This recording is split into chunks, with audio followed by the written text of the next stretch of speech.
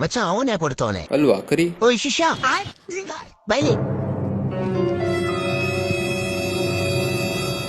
Low ಮಗ ನಾವ್ ಓಡ್ಬೇಕು ನೀನೆ ಕೊಡ್ತಿದ್ಯಾ ನಾ ಫಸ್ಟ್ ಟೈಮ್ ನನ್ ಫೋನ್ ಕಳ್ತನ ಆಗ್ತಿರೋದು ಎಲ್ಲಿ ಓಡ್ಬೇಕಂತ ಗೊತ್ತಾಗಿಲ್ಲ.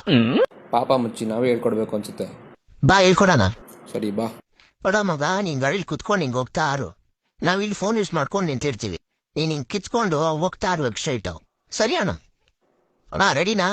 ಹಾ ಬಾ ಬಾ. ಅಯ್ಯೋ ಏನೋ ಮಚ್ಚ ಒಂದೇ ಸಲ ಕಲ್ತ್ಕೊಂಬಿಟ್ಟ. ನಾವ್ ಅಂದ್ರೆ ಏನ್ ಸುಮ್ನೆ ನಾ ಮಚ್ಚ? ಓಯ್ ಬಾರ ಆಪಸ್ಲಿ ಹೋಗ್ ನೀನ್ ಅಕ್ಕನ್. ನಿನ್ಗಿದು ಬೇಕಿತ್ತ ಮಗನೇ ವಾಪಸ್ಸು ಊಟ ಮಾಡಿದ್ಮೇಲೆ ತಟ್ಟೆ ಅಸಹ್ಯ ಕಾಣಿಸೋದು, ಹಂಗೆ ಸ್ವಲ್ಪ ಜನ ನಮ್ ಸಹಾಯ ಮಾಡಿ ನಮ್ಮ ಅವಶ್ಯಕತೆ ಮುಗಿದ್ಮೇಲೆ ಅವ್ರಿಗೆ ನಾವು ಅಸಹ್ಯ ಕಾಣಿಸೋದು. ಆದ್ರೆ ಅವ್ರಿಗೆ ಗೊತ್ತಿಲ್ಲ, ಮತ್ತೆ ಹೊಟ್ಟೆ ಹಸಿಯುತ್ತೆ, ಮತ್ತೆ ನಮ್ಮ ಅವಶ್ಯಕತೆ ಬಂದೇ ಬರುತ್ತೆ.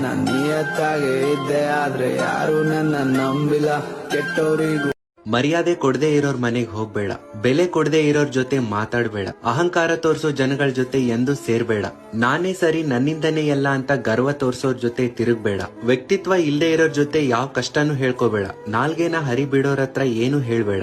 ನಿನ್ನ ಜೀವನನೇ ನಿಂಗೆ ಇಲ್ಲಿ ತುಂಬಾ ಮುಖ್ಯ. ಇನ್ನೊಬ್ರ ನಂಬಿಕೆಯಿಂದ ನಿಂಗೆ ಆಗ್ಬೇಕಾಗಿರೋದು ಏನೂ ಇಲ್ಲ. ನಿನ್ನ ನೀನು ನಂಬಿದ್ರೆ ಸಾಕು, ಮಹಾ ಸಮುದ್ರವನ್ನು ಕೂಡ ದಾಟೋ ಶಕ್ತಿನ ನಿನ್ನ ನಂಬಿಕೆನೇ ನಿಂಗೆ ಕೊಡುತ್ತೆ. ನಮಗೂ ಸಾಕಾಗ್ತಾನೆ ಎಲ್ಲಾರನ್ನ ನಂಬಿ, ಆದ್ರೆ ಒಂದ್ ಪಾಠ ಮಾತ್ರ ಕರೆಕ್ಟ್ ಆಗಿ ಕಲ್ಕೊಂತೀವಿ. ಯಾರನ್ನ ಅತಿಯಾಗಿ ಹಚ್ಕೋಬಾರ್ದು, ಯಾರನ್ನ ಅತಿಯಾಗಿ ನಂಬಕ್ ಹೋಗ್ಬಾರ್ದು. ಅವ್ರು ಸ್ಟಾಪ್ ಬಂದಾಗ ಅವ್ರು ಹಿಡ್ಕೊಂಡ್ ಹೋಗ್ಬೇಕು. ಇಲ್ಲಿ ಯಾರು ನಂಬರಲ್ಲ ಅಣ್ಣ, ಇಲ್ಲಿ ನಮ್ ಜೀವನ ನಮ್